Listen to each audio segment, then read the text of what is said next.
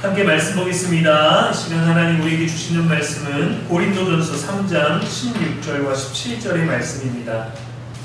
너희는 너희가 하나님의 성전인 것과 하나님의 성령이 너희 안에 계시는 것을 알지 못하느냐. 누구든지 하나님의 성전을 더럽히면 하나님이 그 사람을 멸하시리라. 하나님의 성전은 거룩하니 너희도 그러하니라. 아멘. 살아계신 우리 하나님의 말씀입니다. 이 시간 광야 이후의 성막이라는 제목으로 말씀 전하겠습니다. 우리가 성막의 이름을 회막이라고도 부르는데 이것은 성막은 하늘에 계신 하나님께서 땅 위에 있는 사람들을 만나주시는 곳이기 때문에 특별한 만남이 있는 곳이라고 했죠. 그래서 하나님의 회막, 하나님의 성전, 하나님의 집, 다양한 것으로 표현을 했습니다. 우리가 하나님을 직접 만날 방법이 없으니까 하나님께서 직접 우리들에게 오신 거예요. 어떤 방법으로든 하나님은 오실 수 있지만 하나님을 그저 그런 존재, 하나님을 그냥 아무 때나 그냥 지나가다가 우연히 만나서 기분 좋게 만날 수 있는 그런 만남이 아니라 정말 특별한 만남, 정말 특별한 존재, 우리가 만나게 될 상대방만 특별한 것이 아니라 우리를 만나주시는 그분을 통해서 우리의 존재 자체도 특별하게 해주시기 위해서 하나님은 정말 지극히 거룩한 그분이 우리들에게 다가오신 방법이 바로 성막이었습니다. 그 회중 가운데 12지파 가운데 가장 중앙에 성막이 위치했다고 했죠. 거기에는 천지창조와 하나님의 모든 임재가 있습니다. 중앙이고 그들의 입구가 동쪽으로 열려 있어서 해가 뜨는, 다른 곳에서도 어디서든 해를 볼 수 있지만 해가 뜨는 그 동쪽으로부터 하나님을 맞이하고 그것을 바라보면서 하루를 시작할 수 있는 하나님이 지으신 섭리 안에서 하나님을 만날 수 있게 하셨어요. 그런데 이 하나님이 우리에게 오신 최종적인 방법이 바로 예수 그리스도이십니다. 하나님이 알려주시는 건 바로 나 자신이지만 그 방법, 내가 너희를 만나는 그 방법이 무엇이냐라고 할 때 바로 예수 그리스도를 통해서 오신 거예요. 지성소라는 성막의 가장 안쪽에서부터 뜰 앞에 입구에까지로 우리가 거꾸로 지금까지 배웠던 것들을 기억하면서 생각해 보십시오. 지성소의 법궤에서부터 지극하신 하나님이 성소의 거룩하신 하나님, 다음에 이제 기구들이 있는 예수님을 상징하는 의미들을 가졌지 않습니까? 성소에서 지성소로 가는 지성소에서 법궤로부터 바로 앞에 회막을 지나죠. 유일한 그 휘장을 지나서 오죠. 유일한 그 휘장 되신 분도 예수님이셨고 그 앞에 이제 금향단이 있었죠. 향단이 있었고 또 금등대가 있었죠. 이 분향단은 기도라고 했습니다. 연기가 하늘로 올라가는 것. 우리의 중보자가 되신 예수 그리스도를 상징하고요. 다음에 이제 금등대, 세상의 빛 되신 예수 그리스도. 다음에 떡상, 우리의 생명의 떡이 되신 예수 그리스도. 그 다음에 뜰로 나오면 물두멍이 있죠. 몸을 씻는 곳, 손과 발을 씻는 곳, 죄를 사하시는 예수 그리스도. 그리고 번제단, 단번에 영원히 온전한 희생제물이 되어주셨던 예수 그리스도. 모든 것들이 예수님을 상징합니다. 그러니까 지극히 거룩한 곳에서 뜰 성막의 바깥까지 하나님께서 우리들에게 오시는데 이렇게 오는 방법은 전부 다 예수 그리스도를 통해서 상징적으로 오신 거예요. 반대로 우리가 성막 바깥에서부터 법궤까지 갈 수 있는 그 방법도 예수 그리스도를 통해서 하나님께 가는 것이죠. 출애굽하고 둘째 첫날에 성막이 완공되고 나서 지난주에 나눴던 말씀이 하나님의 영광이 충만하게 그 가운데 임하였습니다. 지어진 성막에 구름이 완전히 뒤덮여져 있었죠. 구름 기둥이 떠올랐고 그날 밤에는 불 기둥이 이스라엘 진영을 덮었습니다. 그리고 50일 정도가 지난 다음에 2월 20일쯤 되었을 때 성막을 덮었던 그 구름이 이제 떠올라요. 기둥처럼 떠오르게 됩니다. 민수기 10장 여기 뒤에 있는 말씀 참고하시면 되겠습니다. 민수기 10장 11절에 보면 둘째 해 둘째 달 스무날에 구름이 증거의 성막에서 떠오르네 라고 되어 있죠. 이렇게 바란 광야라는 곳까지 가게 되는데 이게 바로 성막의 첫 번째 이동이었습니다. 완공을 하고 나고 출애굽기 40장에서 성막을 완공하고 나고 다음에 50일 정도 있은 다음 둘째 해 둘째 날 스무날에 구름이 증거의 성막에서 떠오른 다음에 처음으로 이제 다시 철수하고 이동을 시작했던 거예요. 성막을 이동했을 때는 엄격한 규칙이 있습니다. 일할 수 있는 사람, 섬기고자 하는 사람들이 나와서 자신의 마음과 열정으로 한 게 아니라 하나님이 지정하신 사람들만 할 수 있었어요. 안 그러면 죽습니다.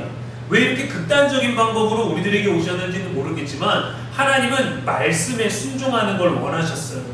누구나 할 수 있는 일이고 잘하는 사람 따로 있고 못하는 사람 따로 있고 하고 싶은 사람 따로 있고 하고 싶지 않은 사람 따로 있고 부담되지만 열정으로 내가 기쁨으로 참여하고 싶은 사람이 있고 너무 부담이 돼서 나는 못할 것 같고 지켜보는 것으로 만족합니다라는 다양한 마음을 가진 사람들이 있지만 우리들의 마음도 중요한데 그 마음보다 중요한 게 뭐냐? 하나님의 말씀대로 하는 겁니다.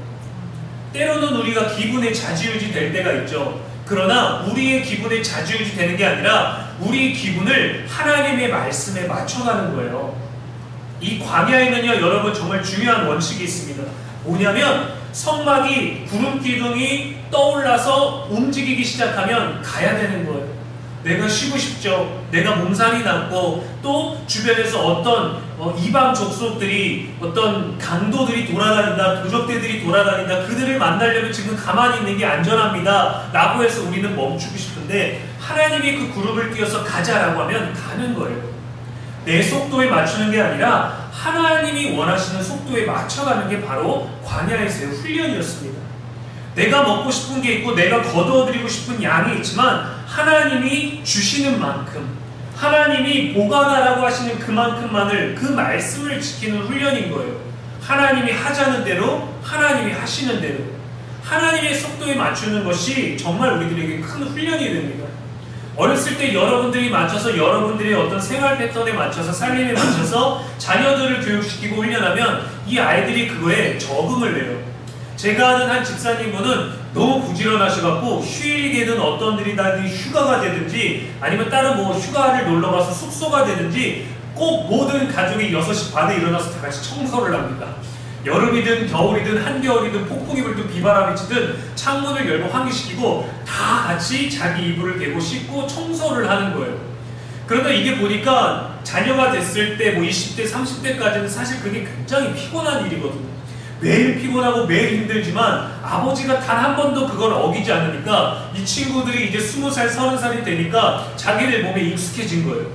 그래서 늦잠도 자고 싶고 게으름도 피고 싶지만 뭐 점심 먹고 낮에 시간이 될 때 잠깐 쉬지 하루 종일 늦잠을 잔다거나 전날 피곤했다고 그래서 뭐 몸이 아픈 건 아닌 이상은 이 규칙을 어기지를 않습니다. 근데 그게 나중에 되니까 그 패턴이 자기에게 굉장히 이롭다는 걸 느껴요. 내가 더 쉬고 싶고 늘어지고 싶지만 그래도 일어나서 내 자리를 정돈하고 내가 머무는 곳을 깨끗하게 하고 하나님이 주신 곳에 그 바람을 느끼고 햇살을 느끼고 비도 바라보면서 내 하루를 내가 시작하는 느낌을 갖는 거예요. 내 힘으로 하지만 하나님이 주신 그 숨결을 마신다라는 아름다운 해석을 가지고 그 하루를 시작했을 때 그 패턴이 얼마나 좋은 습관이 됐는지 몰라요. 하나님도 우리들에게 좋은 습관을 주시는 겁니다. 근데 단순하죠. 어떻게 하면 좋은 습관을 가질 수 있습니까가 아니라 하나님이 말씀하신 대로 사는 거예요. 여러분에게도 가까운 어른, 여러분들이 가르치는 제자들, 때론 여러분의 자녀들, 여러분의 함께하는 사람들에게 무언가 일을 알려주고 업무를 알려주고 생활 패턴이나 어떤 모든 것들을 알려주려고 할 때 우리는 좋은 것을 알려주려고 합니다. 이로운 것을 알려주고 합니다. 서로에게 편안할 수 있는 것들을 알려주려고 하죠. 근데 그것을 잘 배우는 사람은 그대로 잘 배워나가기 때문에 우리가 흐뭇해지는 거예요. 근데 잘 배우려고 하지 않으면 배우는 사람도 힘들고 가르치는 사람도 힘들어지게 되죠. 근데 그만큼 인생에서 좋은 것들을 줬던 가치를 알기 때문에 포기하고 싶어지지 아니하는 것 때문에 우리의 대화 방식들이 때로는 거칠어지기도 하고 때로는 혼을 내기도 하고 때로는 반항을 하기도 하고 서로 다른 감정을 표현하지만 여러분 그래서 훈련이라는 게 습관이라는 게 정말 중요한 것입니다. 이스라엘에게 가장 중요한 것은 하나님의 말씀대로 해야 되는 것이었어요. 그냥 기분 좋은 한마디, 위로되는 한마디가 아니라 그 말씀을 내 삶에 적용하고 지키는 겁니다. 지켜내는 거예요. 대부분은요, 좋은 말씀, 좋은 찬양, 뜨거운 기도를 하고 나서도 생각의 변화는 있지만 마음의 감동은 있지만 삶의 패턴과 습관은 안 바뀌는 경우들이 많이 있습니다. 뭐 감옥에 가면 사람이 바뀌어서 나온다, 그렇지 않죠. 사람은 고쳐 쓰는 게 아니라고 하죠. 나쁘게 배운 사람들, 나쁜 습관을 가진 사람들, 그런 사람들은 바꿀 수 없다라고 합니다. 친절한 사람들, 착한 사람들, 그들의 천성이라고 말합니다. 그러나 하나님은 바꾸시지 못할 사람이 없어요. 하나님은 바꾸시지 못할 사람이 없습니다. 하나님은 반드시 사람을 통하여 일하시기 때문에 이렇게 이스라엘 통하여서 우리들에게 말씀을 주신 것이고, 우리가 그 말씀을 따라 사는 삶을 통하여 우리의 자녀와 우리 주변과 우리 함께하는 모든 자들의 삶을 바꾸시는 분이시거든요. 그래서 때로는 하나님을 탓할 것이 아니라 우리가 하나님을 잘 증거하고 있는가, 내가 하나님을 사랑하고 있는가, 내가 잘 예배하고 있는가에 대한 점검이 필요한 것들이죠. 민수기 4장에 보면 고앗 자손, 게르손 자손, 무라리 자손에게 임무를 주셨고, 어떤 자손이 어떤 재료를 맬 것인지 운반법까지 자세하게 알려주셨습니다. 기구를, 성물을 싸는 작업은 아론과 그의 아들들만 할 수 있었어요. 고앗, 게르손, 무라리 자손은 성막의 기구를 포장된 걸 맬 수는 있었지만 그거를 만질 수는 없었습니다. 손을 결코 대어서는 안 돼요. 그래서 그들이 생명을 보존하고 죽지 않게 하라 하셨고, 잠시라도 지성소에 들어가면 죽게 될 것이다 라고 경고하셨습니다. 여러분, 들어가지 말라고 하면 더 들어가고 싶지 않나요? 엘리베이터에서 보면 기대지 마십시오 하는데 더 기대고 싶고, 잔디에 가면 들어가지 마세요 하는데 발 한번 담궈보고 싶은 게 사람의 심리 아니겠습니까? 근데 지성소는 대체 무엇이기에 들어가면 죽는다고 아무도 들어가지 말라고 할까? 대부분의 어린아이들은요, 그 말을 알아듣고 야, 저기 들어가면 죽는데 라고 해서 안 들어가는 공포감이 생기죠. 근데 어른들은 설마 죽겠어? 죽음을 실제로 보지 않는 이상은 우리의 호기심을 막을 방법이 없습니다. 그쵸? 그래서 내가 들어가서 죽으면 호기심이 해결될 거야? 아니죠. 나는 죽었기 때문에 다른 사람의 호기심은 해결해 줄 수 있지만 내 인생은 끝나버리는 거죠. 근데 그런 궁금증을 참을 수 없지만 이거를 참아내는 방법이 무엇이 돼야 하는, 말씀이 돼야 되는 거예요. 죽는다 안 죽는다, 죽기 때문에 말씀에 순종하자가 아니라 내 호기심보다 내 마음보다 하나님이 우리들에게 경고하신 것이 무엇이냐, 들어가지 말라는 겁니다. 하지 말아야 돼요. 제가 지난주에 또 아이들을 혼냈어요. 아이들을 또 혼냈는데 이때는 딱 앉아가지고 혼을 냈습니다. 너무 말을 안 들어서, 너희가 말을 안 들어서 어린 너희들 내쫓을 수는 없겠고 아빠가 나가야 되겠다. 말을 안 들어서 아빠가 속상하네. 아빠가 나갈게 했더니 둘째를 혼내는 건 아니었고, 둘째는 형 옆에 앉혀놓고 첫째를 혼내고 있었는데 둘째가 부르부르 슬슬 끼어들고 아빠 나가지 마 하면서 우는데 갑자기 마음이 녹아내렸어요. 그리고 설명을 해줬어요. 아빠가 하지 말라면 안 하면 되는 거야. 밤이 돼서 저녁이 돼서 9시가 넘었고 지금 엄마는 공부하느냐고 늦게 오니까 저랑 놀다가 자야 되는데, 엄마 보고 싶다는 핑계로, 엄마를 보고 자겠다는 핑계로 계속 놀고 싶은 거죠. 그래서 한 8시쯤 됐고 이제 씻고 나서 정리하고 치카하고 잘 준비하는 중에 이제 조용히 책 보고 얌전하게 뭐 보드게임하고 놀아야 되는데, 이 아이들 둘이서 또 저는 또 방에 들어가서 공부하고 있으니까 신나게 던지면서 노는 거예요. 뛰어다니고 던지고 뭘 주고받고 하니까 지금은 저녁이고 우리는 놀고 싶지만 다른 사람들은 층간소음 때문에 너희가 소리 지르면 잘 수 없으니까 지금부터는 얌전하게 놀자 했는데 뭘 던지다가 화분이 엎어져갖고 막 쏟아졌어요. 그래서 아이들을 또 이제 신나게 또 혼냈죠. 혼내다가 이제 결론은 하지 말란 건 하지 마. 단순한 거잖아요. 하지 말라는 건 하고 아빠가 괜찮다라는 건 해도 돼. 이걸 지키지 않으면 다음엔 아빠가 나갈 거야. 사실은 그 전에 그 아침에 나갔었어요. 말을 안 들어서 아빠 나갈 거야 하고 나갔어요. 차 타고 한 20분을 차를 돌고 있는데 아이가 이제 집에서 쓰는 핸드폰이 있는데 그걸로 아빠한테 연락을 했어요. 아빠 보고 싶어요. 그런데 답장을 못했죠. 운전하다는 걸 보고 또 마음이 녹아내려서 집을 갔죠. 그래서 집 들어갔고 말 안 하고 방으로 탁 들어갔고 아빠 부르지 마. 그래서 아빠가 삐진 채로 있었어요. 그러다 저녁에 밤에 놀다가 화분을 이제 엎질러가지고 또 이거를 막 설교 준비 막 하다가 이제 치워야 되니까 화가 나갖고 앉혀놓고 이제 혼을 내다가 그 얘기를 했던 거죠. 하지 말라면 하지 마. 성경에도 10가지의 계명이 있단다. 거기에는 하지 말라는 것이 있어. 하라는 것이 있어. 그대로만 하면 돼. 근데 하지 말라는 것을 하고 하라는 것을 하지 않으면 그때는 문제가 생기는 거예요. 뭘 하든지 아빠는 너를 사랑하지만 하지 않으면 아빠는 너를 혼낼 수밖에 없어. 네. 아이가 이해할 수 있는 가장 좋은 방법이 성경적인 방법이더라고요. 딱 십계명이 떠올랐어요. 하지 말라. 이거는 하면 안 돼. 무서워서 안 하는 게 아니라 하지 말라는 건 무섭지 않아도 하면 안 되는 거야라는 그 원리를 배우기 위해서는 쉽게 배우면 좋겠는데 결국 저도 화를 내야 되고 아이들도 혼내야 되는 거였죠.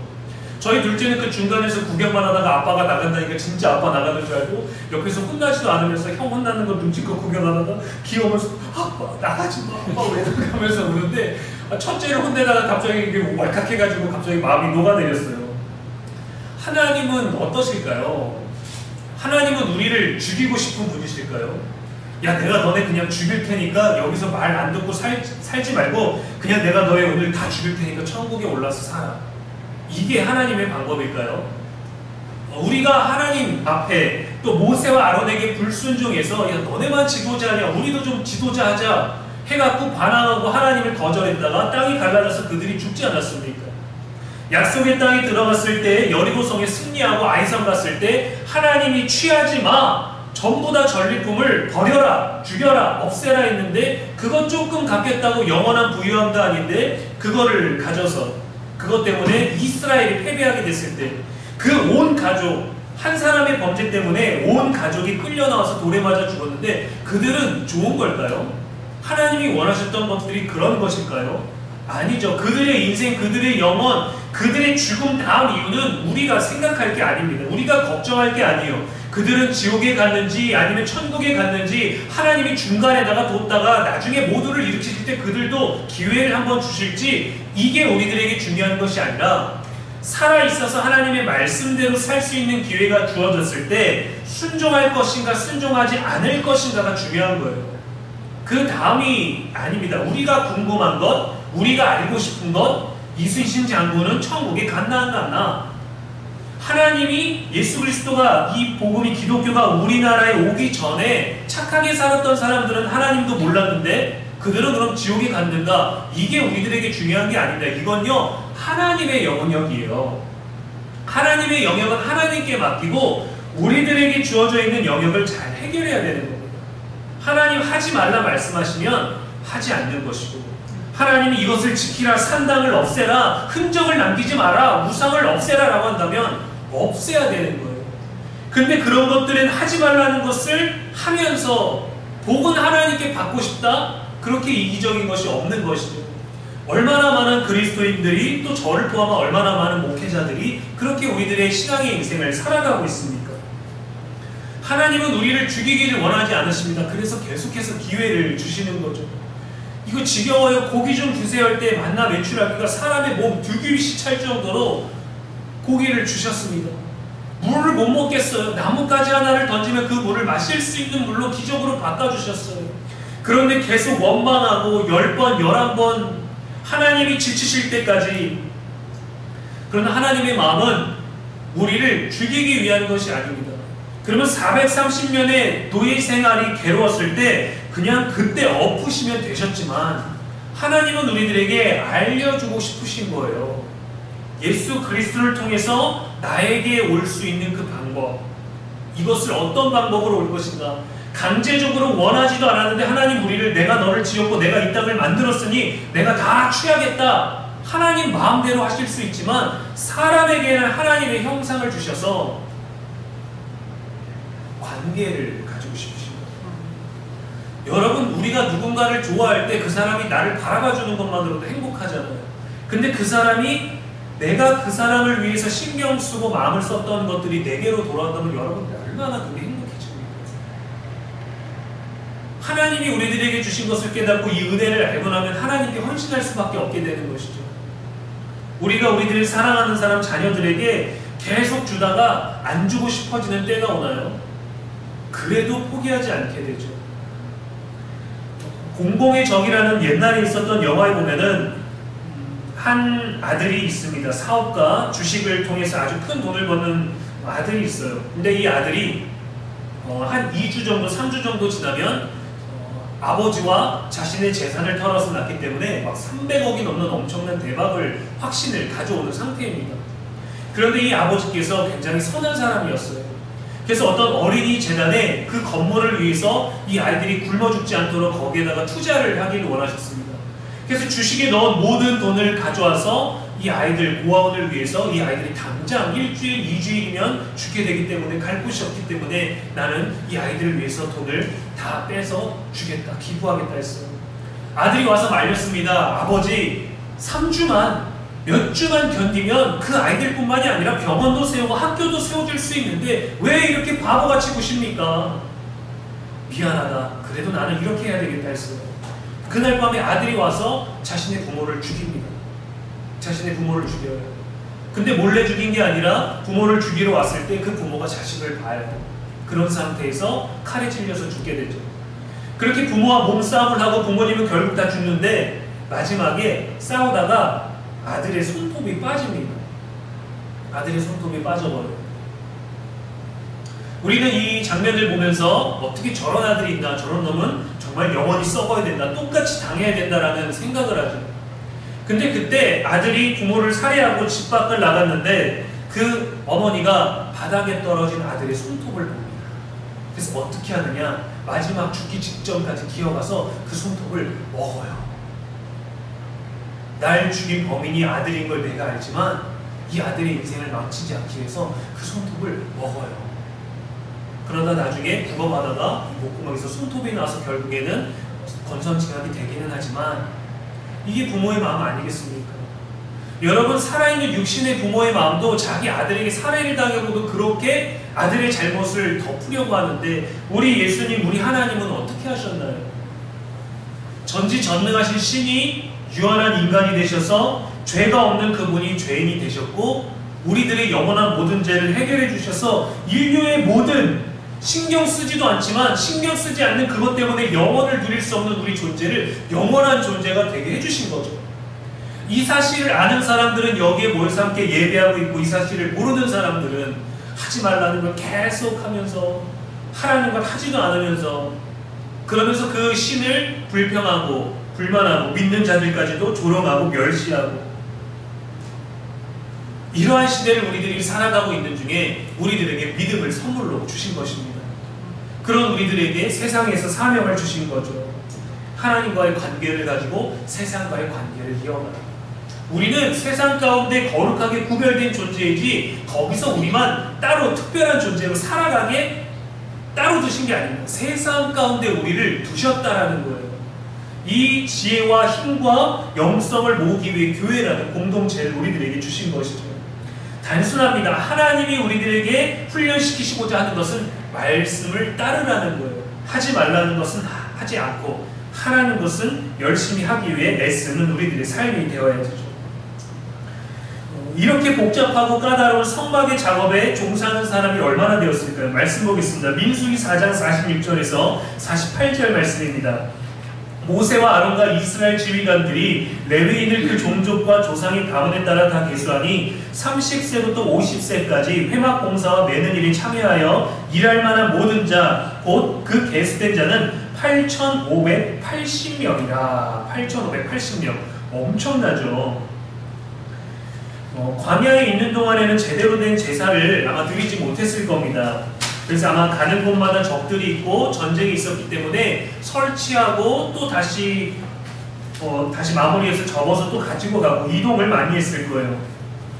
가나안 땅에 들어가서는 되도록 머무는 시간이 많았을 테니까 주변에 사람도 없고 무덤이 없는 장소들을 골랐을 겁니다. 그러다가 여호수아 시대 때 정목전쟁이 끝내고 법궤를 앞세워서 요단강을 멈추기 위해서 건너고 여리고 동편에 있는 우리 왼쪽 지도에 보시면 오른쪽 사해 오른쪽에 화살표가 위로 올라가다가 이쪽쯤에서 요단강을 건넙니다. 그리고 1번 실로라는 곳, 여기가 길갈입니다. 잘못된 1번과 2번이 바뀌었습니다. 1번이 길갈이라는 곳이에요. 여기다가 진을 쳤어요. 진을 치고 나서 그 다음에 진영 한가운데 성막을 세우는 일을 했는데 그 다음에 이 길갈에서 32km 정도 떨어진 곳 2번 동그라미에 실로라는 곳으로 성막을 옮겼습니다. 오른쪽에 여호수아 18장 1절에 보면 이스라엘 자손의 온 회중이 실로에 모여서 거기에 회막을 세웠으며 그 땅은 들 앞에서 돌아와 정복되었더라라고 되어 있죠. 이렇게 성막을 가지고 광야에서처럼 계속해서 이동하게 됩니다.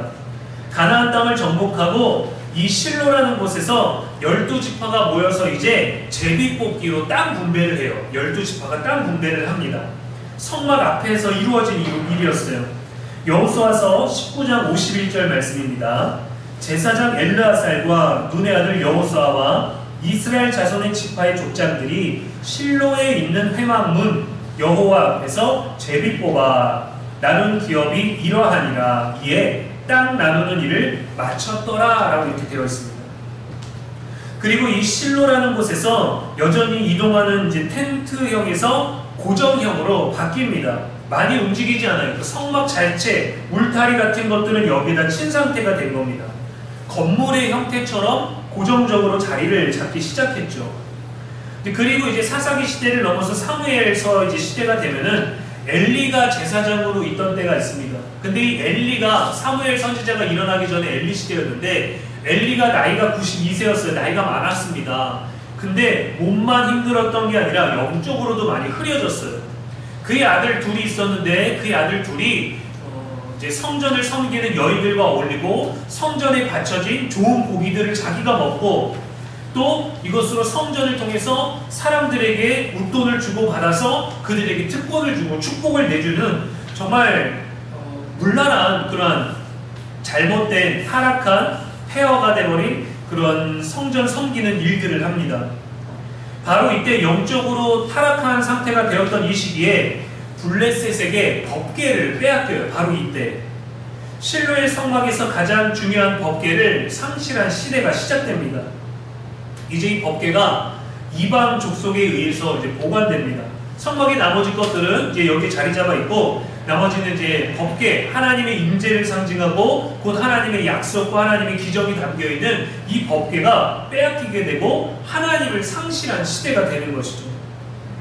블레셋 사람들이 이 하나님의 궤를 빼앗아서 3번 조금 멀리죠. 그 블레셋이라고 가려진 동그라미 지중해 쪽 3번에 있는 아스도스로 가져갑니다. 이 블레셋이 헬러 발음으로 하면 이제 팔레스틴이거든요. 팔레스틴. 그래서 이 이스라엘 땅을 원래는 이스라엘이라고 하는데 다른 데서는 역사적으로 팔레스타인 땅이라고 불리기도 해요. 지금도 이스라엘 전쟁이 계속돼 있어서 뭐 이스라엘과 팔레스타인이라 하는 게 이게 이제 블레셋 족속의 영향을 받고 블레셋 사람들은 바다를 건너서 이주해 온 사람들이기 때문에 토박이 이스라엘 사람들이 아니거든요. 그러니까 이 사람들이 계속 섞여 살면서 영향력을 가지면서 이름이 불리게 됐던 거죠. 근데 역사적으로 우리 구약의 역사에 보면은 블레셋이 참으로 영향을 많이 주거든요. 이 블레셋에 아스도스로 가져갑니다. 근데 이 블레셋 사람들은 믿는 신이 다곤 신이었어요. 머리는 남자로 되어 있고 몸은 밑에는 물고기로 되어 있는데 전리품으로 자신들의 다곤 신상이 세워져 있는 그 옆에다가 법궤를 두었는데 다음날 보니까 다곤 신상이 쓰러져 있었습니다. 그리고 나서 이게 무슨 일이냐라고 생각을 하고 다시 다곤 신상을 세워놨는데 그 이튿날에는 어떤 일이 벌어졌느냐, 다곤 신상이 쓰러졌는데 목이 부러져 있고 손목이 부러진 채로 있었던 겁니다. 그래서 이 블레셋 사람들이 또 이 아스돗 지역에 독종 재앙이 일어나요. 법궤만 가져왔을 뿐인데 사무엘상 5장 7절 말씀에 아스돗 사람들이 이를 보고 이르되 이스라엘 신의 궤를 우리와 함께 잊지 못하게 할지라 그의 손이 우리와 우리 신 다곤을 친다 하고 라고 되어 있죠. 이스라엘이 쳐들어온 것도 아니고 그들이 법궤를 빼앗아서 법궤만 가지고 있었을 뿐인데도 하나님의 영향력이 여기에서 이방신들에게 임하고 있었던 겁니다. 그리고 이 다음에 아스돗에서 이 법궤를 4번 동그라미 있는 곳 가드로 옮깁니다. 여기에서는 아스돗보다 더 큰 환란이 일어났어요. 독한 종기로 성읍 사람들을 하나님이 다 치셨습니다. 그 다음에는 5번에 에그론으로 보냅니다. 사람들이 막 죽어나가기 시작했어요. 이스라엘에게는 영광과 충만과 풍성이었는데 블레셋 사람들에게는 완전 저주가 되었습니다. 그러니까 하나님의 임재, 하나님이 우리와 함께 하시는 것 그 자체가 얼마나 대단한 일인지 몰라요. 여러분 광야를 나아갔을 때 거기에 보면 하나님이 그들이 말을 안 들으니까 불뱀을 놓겠다, 전갈을 풀어놓겠다라는 얘기가 나오거든요. 불뱀 사건 때 노뱀을 매달아라라고 했을 때.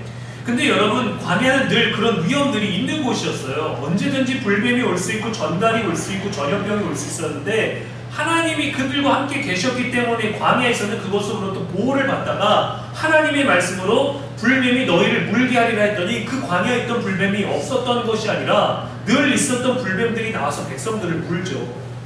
하나님 우리와 함께 하시는 것 아무 일도 안 일어나는 것처럼 심심하게 여겨지지만 굉장히 많은 영적이고 육적인 위험으로부터 우리를 지키고 계심을 여러분 믿으시기를 주님의 이름으로 축복합니다. 하나님의 역사는 이런 거거든요.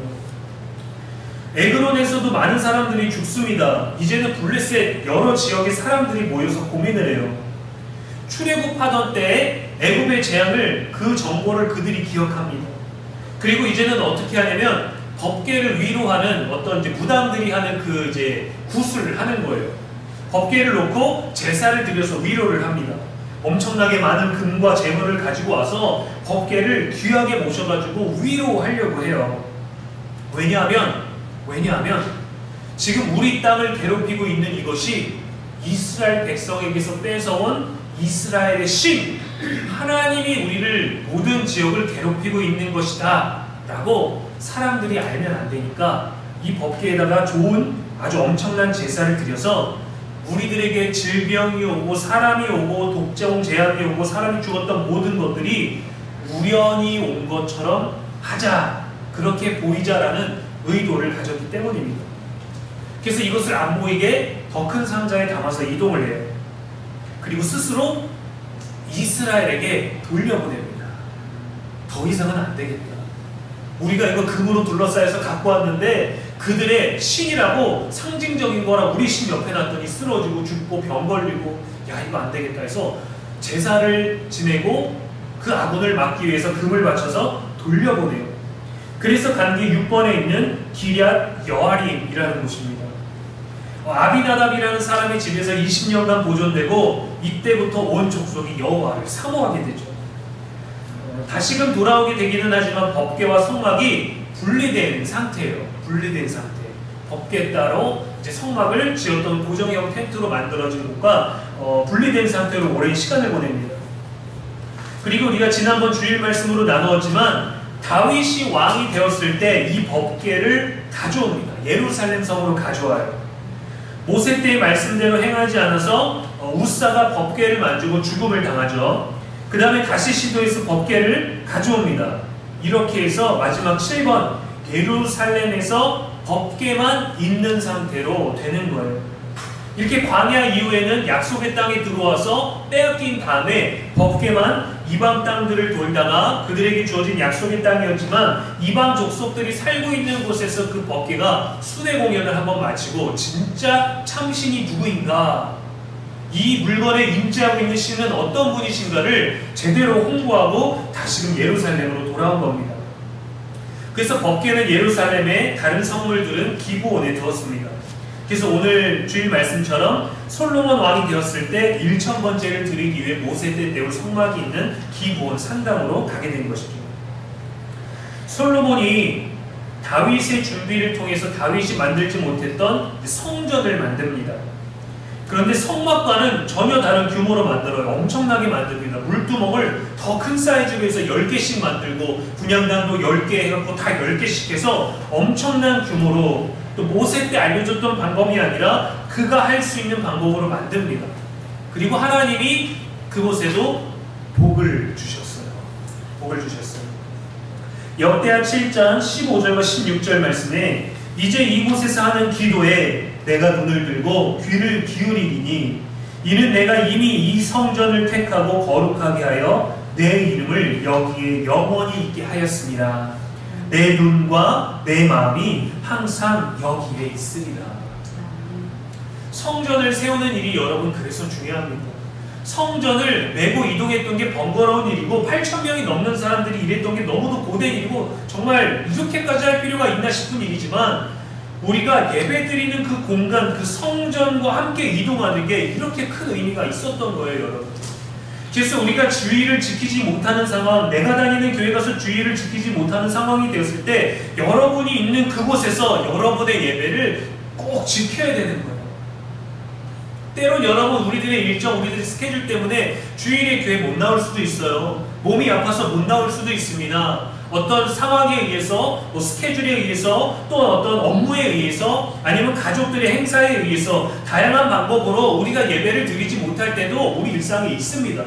지킬 수 있는 것이 더욱더 중요하지만 그러지 못했을 때 드릴 수 없게 됐다라는 것을 받아들이는 게 아니라 드릴 수 없는 상황에서, 드리지 못하는 상황에서 여러분의 성전을 세워야 되는 거예요. 놀러 갔든지 쉬든지 병원에 입원했든지 그곳, 여러분이 있는 그곳이 예배가 돼야 됩니다. 이게 하나님을 사랑하는 거예요. 이게 솔로몬이 성전을 세웠던 겁니다. 그는 정말 부유했거든요. 솔로몬 정말 대단했어요. 물두멍도 여러분 10m짜리였다면 100m짜리를 만들어가지고 이거를 10개를 만들었습니다. 나의 부를 과시하기 위해서가 아니라 더 많은 사람이 와서 더 많이 하나님께 예배를 드려라. 더 많이 하나님께 예배를 드려라. 더 많은 사람들이 한꺼번에 하나님을 사랑을 표현해라. 하나님이 이전에도 이후에도 그와 같은 왕이 없을 거라고 하셨죠.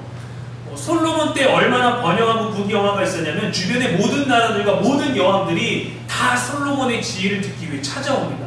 그 중에 어떤 여왕이 얘기를 하죠. 아, 내가 참으로 당신을 보니 알겠다라고 합니다. 소문으로만 들었는데 내가 당신을 만나보니 당신 앞에 있으니까 내가 알겠다. 이 얘기가 뭡니까 여러분? 하나님에 대한 이야기, 하나님의 성전에 대한 갈급한 것들을 갖고 있지만 내가 세운 그 성전을, 그 하나님을 마주해야 우리가 알 수 있는 거예요. 내가 하나님을 보니, 내가 나의 성전을 여기다 세우니, 내 마음의 성전을 여기에다 두니 내가 알겠다. 다른 사람은 이렇게 하더라, 누구는 저렇게 한다더라가 아니라 나의 신앙, 나의 성전이 있어야 되는 것이죠. 예수님 이후에는 성전의 장소에 대한 개념도 바뀌어 버립니다. 요한복음 4장에 보면 사마리아 수가라는 동네에서 한 여인을 만나서 우물가에서 여인과 대화를 나눕니다. 요한복음 4장 20절, 21절, 24절의 말씀입니다. 우리 조상들은 이 산에서 예배하였는데 당신들의 말은 예배할 곳이 예루살렘에 있다 하더이다. 예수께서 이르시되 여자여 내 말을 믿으라. 이 산에서도 말고 예루살렘에서도 말고 너희가 아버지께 예배할 때가 이르리라. 하나님은 영이시니 예배하는 자가 영과 진리로 예배할지니라. 하나님은 이 공간에 대한 개념을 없애셨던 거죠. 바벨론 때에는 이 성전이 무너집니다. 그 다음에 예수님 시대에 있었던 성전은요, 헤롯 성전이라고 불러요. 가장 아름답고 또 유대인들의 환심을 사기 위해서 만들어 것인데 그들이 성전 민족이었기 때문에 성전을, 헤롯 성전을 만드는데 이것도 나중에 70년 됐을 때 이제 로마가 이제 쳐들어오고 그때 됐을 때 그들의 모든 혈통, 그들이 요새 어떤 언덕 산 꼭대기에 지어진 요새에서 마지막 처절하게 버티기까지 하지만 성전이 무너져 버립니다. 그럼 하나님이 만드신 그 성전, 우리가 잃어버린 법궤가 없기 때문에 우리가 하나님을 잃어버린 것이냐, 우리가 예배할 곳이 사라진 것이냐? 아니라는 거죠.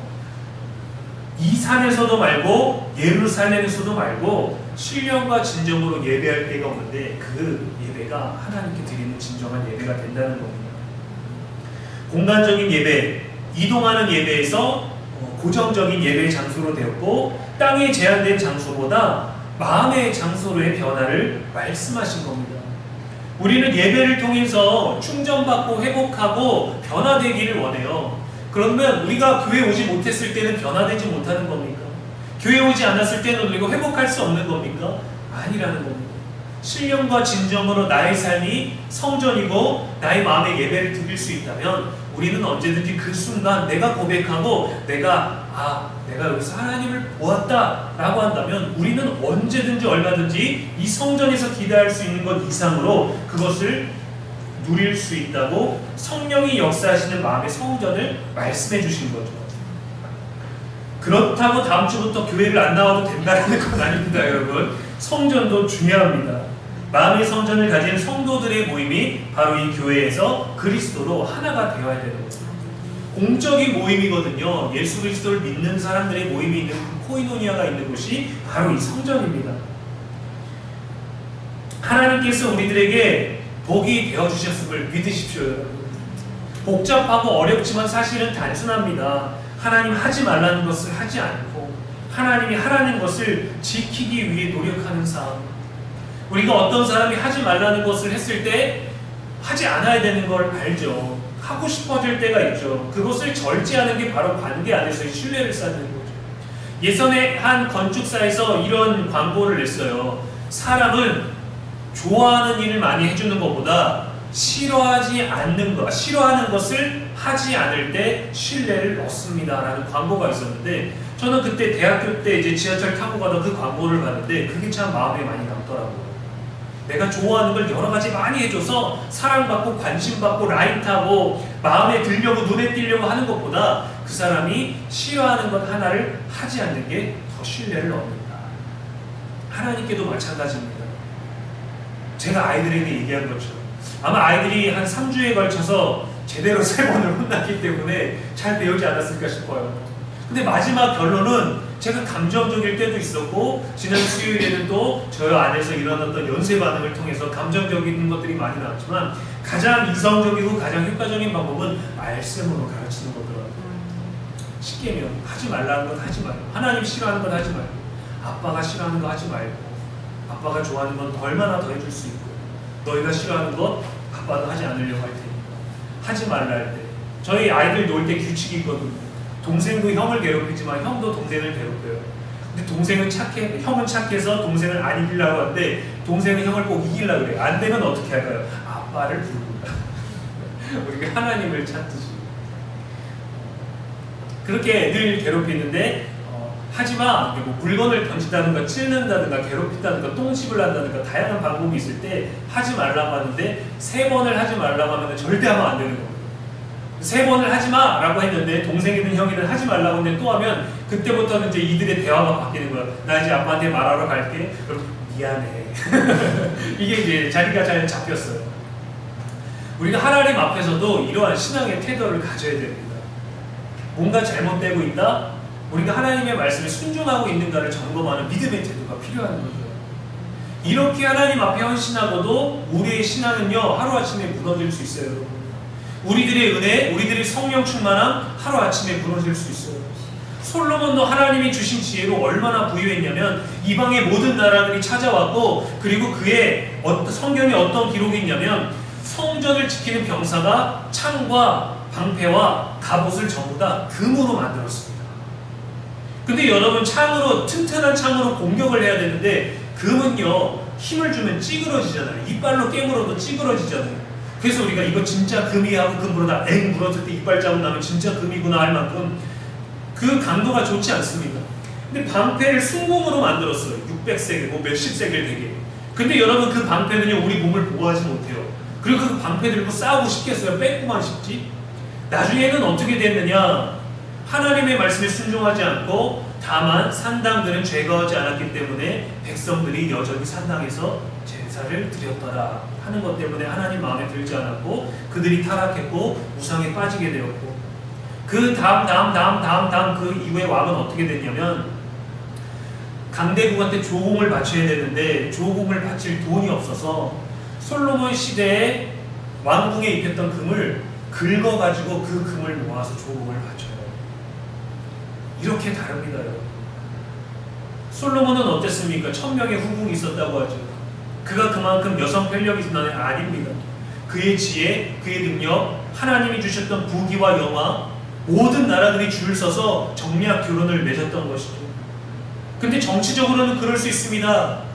그러나 하나님에 대해서는 그러면 안 되는 거예요. 그 많은 여인들을 두니까 어떻게 됐나요? 모든 여인들의 산당에 가서 제사를 드렸던 거죠. 저 신에게, 이 신에게, 저 산당에, 저 분양하고, 저 기금단, 저 제단에 가서. 그러다가 솔로몬 이후에 왕국이 분열되어 버리죠. 하나님이 하지 말라는 걸 하면 하나님이 주신 것이 영원할 것 같아도 단순히 영원하지 않은 것이 될 수도 있습니다. 성경은 솔로몬의 부귀영화를 뭐라라고 말하나요? 저 들에 피어있는 백합화를 뭐라, 솔로몬의 영광도 그만하지 못하였느니라. 우리의 믿음은 여러분의 후대에 뭐라고 기록되고 싶으십니까? 광야 이후에 하나님 말씀을 듣지 못해서 영광스러운 성막 하나님이 만나주시는 그 임재가 이방 민족들을 돌았어요. 그래서 하나님 소멸되지 않으셨습니다. 우리에게 돌아오시기까지 하나님은 그들에게 자신이 참신이심을 증명해 주셨어요. 그 참신이 우리에게 있는데 우리의 예배, 우리의 신앙, 우리의 믿음, 우리의 교육, 우리의 삶은 어떠해야 되는지 하나님의 말씀 따라서 온전히 살아가고 영과 육의 하나님의 영광과 임재가 충만한 저와 여러분의 일상 되기를 주님의 이름으로 간절히 축원합니다.